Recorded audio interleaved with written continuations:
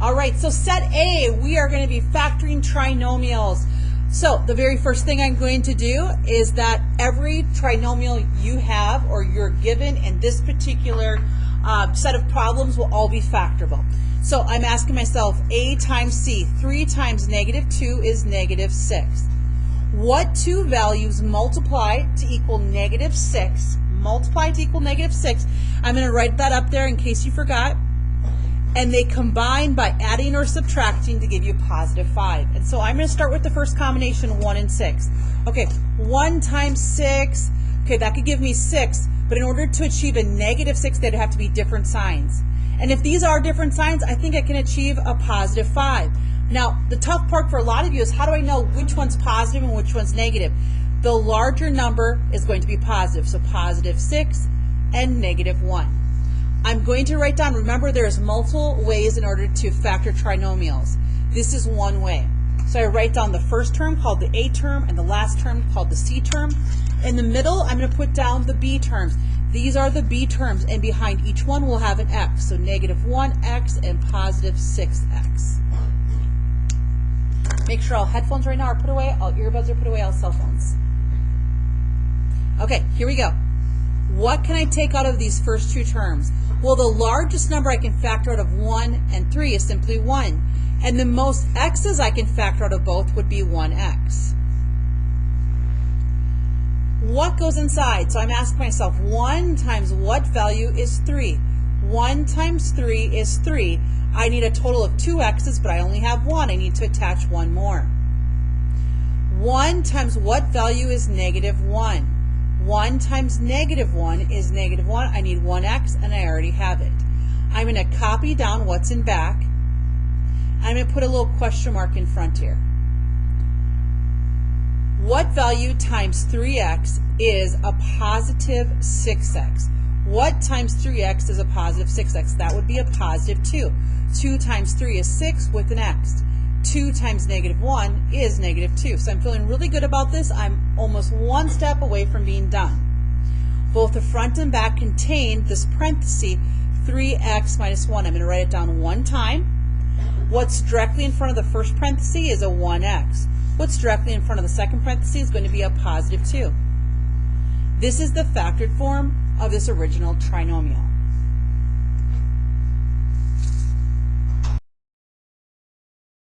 You have a calculator in front of you, which means you're going to help me with this one. I'm coming off to the side. 10 times +7. 10 times +7 is +70. So I'm looking for two values that multiply to give you 70. So grab that calculator, please. And if you are confused how this works, I want to demonstrate right now. Again, everybody has different sets of skills when it comes to multiplying. So what I'm doing first is I'm taking 70 and dividing it by 1. Not 71. 70 and divided by 1. This is the process that my mind goes through. And I ask myself, does 1 and 70 somehow give me 19? There's no way. So that doesn't work. Then I'm taking 70 and dividing by 2. Does 2 and 35 give me 19? That doesn't work. Dividing by 3. Well, if it's a decimal, I don't even consider it. I'll go to 4. Divide by 4. Just it's a decimal. I don't even consider it. Divide by 5. Does 5 and 14 somehow give you 19? It can. It can. So I'm going to write down 5 and 14. Now here's a common question. Does it matter if I put the 14 first or the 5 first? It does not matter. This says they have to be the same sign, okay? When it's a positive up top, it says they have to be the same sign. This right here says that if they have to be the same sign and I get a -19, that means they both would have to be negative. So -5, I'll demonstrate. -5 times -14 is in fact a +70. And if I add those two together, you can see I do get a -19. All right, here we go. We're writing down the first term, the A term, and writing down the C term. We only have one more example after this before we go on to set B. In the middle here, I'm going to write down the -5 and the -14. But don't forget, a common error is whatever the variable is on the B, we need to put it in back. What's the largest number that I can factor out, which means divide out? What can I factor out of a 5 and a 10? Largest number is a 5. And what's the maximum number of x's I can take out? 1x. So now my mind works like this. I go 5 times what is 10? 5 times 2 is 10. I need 2 x's. That means I need 1 more x. 5 times what is -5? 5 times what is -5?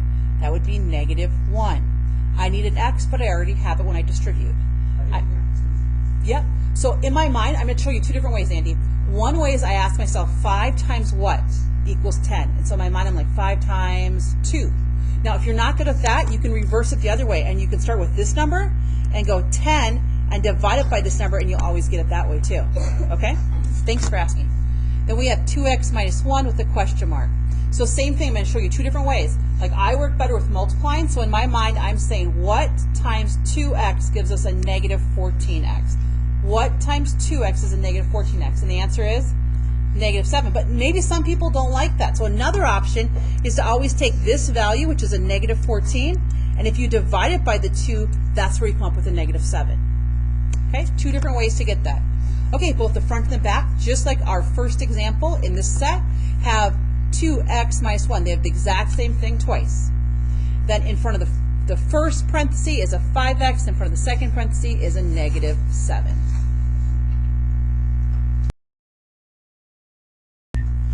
Six times 7 is 42. You're looking for what two values multiply to give you 42 and combine to give you 17. Again, not all of you have that in your mind. Don't worry about it. That's why you're grabbing a calculator, and I'm taking 42 and dividing it by 1. 1 and 42 do not give you 17. I'm going to divide it by 2. 2 and 21, well, it's close. You could get down to 19 if you subtracted, but it's not 17. I'm going to divide it by 3. Can 3 and 14 give us 17? Yes. So it does not matter whether I put the 3 or the 14 first. What matters is the same sign, and both are positive. I'm going to do this one a little bit quicker. So I'm dropping in the 3 and dropping in the 14. Now I'm going to get started, and I've purposely made a mistake. Who can tell me what mistake have I made if I already get started with trying to ask myself, what can I factor out? I've made a mistake that I see like 50% of you, when you get this wrong, this is where the mistake is made. Who knows? Just hand raise. What have I done? What have I done, Camila? Yeah, I've got to drop in whatever variable is with the b, so I have to drop in those x's. Common mistake. Okay, here we go. Well, the largest number I can factor out is a 3, and I can take out at most 1x. 3 times what number is 6? 3 times 2 is 6. I need one additional x to get up to x squared. 3 times 1 is 3. I already have the 1x. I'm going to write in 2x plus 1. What times 2x is a positive 14x? What times 2x is a positive 14x? It is a positive 7. 7 times 2 is 14 with an x. And 7 times 1 is 7, so I'm feeling good about that. Both the front and the back contain 2x plus 1. Remember, everybody works at different speeds, and I know I'm going very fast here. In front of the first group is a 3x. In front of the back group is a positive 7, and we're good. Okay, so in this set of problems, which is going to mirror questions 19 through 24, we're going to practice factoring difference of squares. Let's start by writing down the perfect squares. So please put these down on your paper. 1, 4, 9.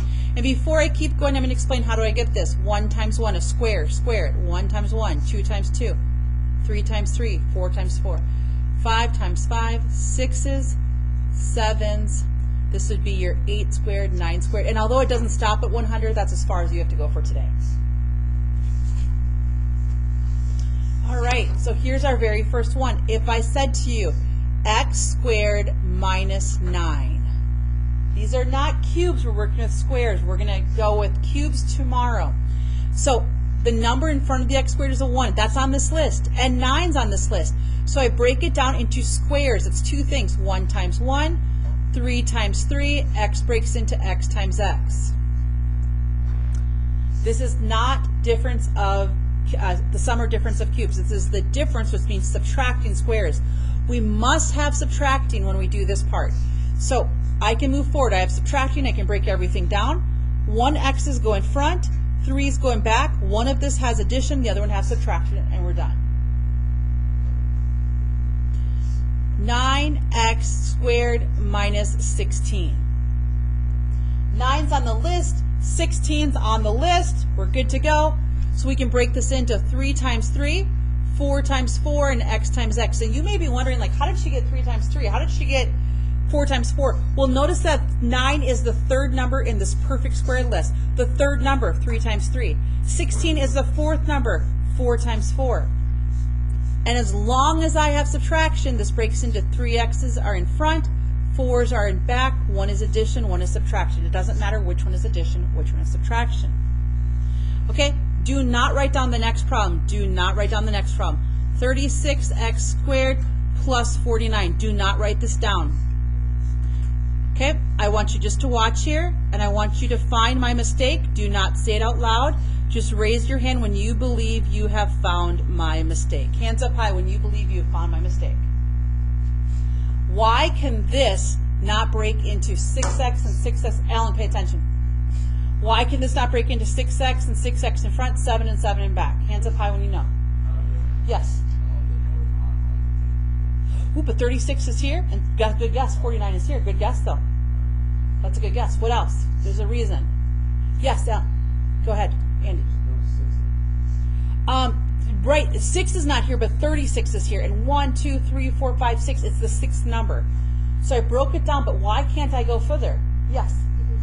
Addition. Does everybody see this? You cannot go further when it has addition. It has to be subtraction in the middle.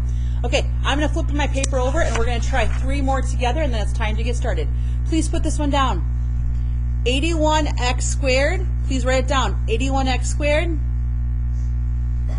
minus 25. So on your list is 81 there. Yes, count how many numbers over until you hit 81. How many is it? 9. So this breaks into 9 and 9. X is X and X. Is 25 there? Yes. What does it break into? 5 and 5. And as long as we have subtraction, we can move forward. 9 x's are in front, 5's in back, 1 is addition, and 1 is subtraction. If speed is not an issue here, it's just the understanding. You can have a thumbs up to the side or down based on your understanding of the second concept with set B. Okay, here's your next one. 36x squared minus 49. I'm going to give you 1 minute. Go ahead. 36x squared minus 49. You may get help from people in your group.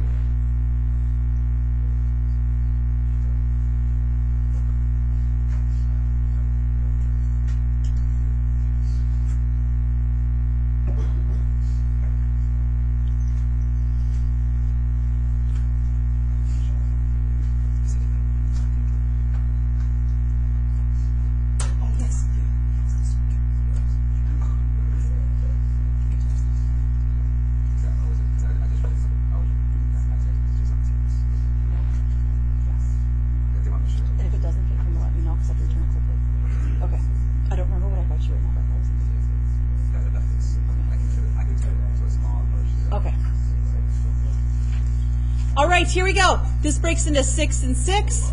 This breaks into 7, 7, and X and X. So I have, hold on 1 second. I have a 6X, I have a 6X plus 7 and a 6X minus 7. Can I have a thumbs up or down if you got that right? Thumbs up or down? Okay, you ready? Let's do a speed one now. Okay, a speed one as fast as you can go. You're going to raise your hand as soon as you know the answer. So simplify it. It's your last one of this set. Let's make this hard with big numbers. Give me 1 second to look. Okay, let's go 64x squared and 25. Go as quick as you can. Raise your hand when you're done. Wow, super quick. Nice job. Super quick. 2, 3. 3 people done. 4. You're so quick. You gotta go quick. You gotta go quick. 5. You can put your hand down after you raise it. Just hands up and hands back down. Okay, turn to the people in your group that are still working viciously as quick as possible to try to get this done. Why should they not be working? Go. Why can we not do this? Yes, this breaks up. Yes, this breaks up, but we can't go any further because it's positive. That'd be a phone call for me.